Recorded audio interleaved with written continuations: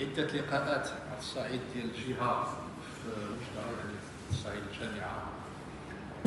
اليوم الموضوع ديال رهانات الاستثمار والتنمية المجالية بإقليم الناظور، تفاعل الديناميات المحلية مع التوجهات الحكومية. هذا الموضوع جوهر العمل ديال الحزب ككل، وخصوصا العمل الحكومي وتنزيل الضرائب الحكوميه، واللي غادي يكون هو الموضوع ديال التدخل ديال الساده الاساتذه اللي غيقدموا العروض ديالهم. فبغيت اولا نشكر اللجنه المنظمه على هذا اللقاء، واللي فيها الاساتذه الكرام، واللي كان عندي الشرف باش الاسبوع الماضي باش نتلاقاو ونزور اول مره كنكتشف يعني القطب ديال الناظور ديال الجامعه. رحنا في 40,000 طالب، هذه راه خاصها الجامعه يعني كذا، والحمد لله هذا الشيء، هذا التطور اللي كتعرفوا غادي يرجع لهذا الموضوع.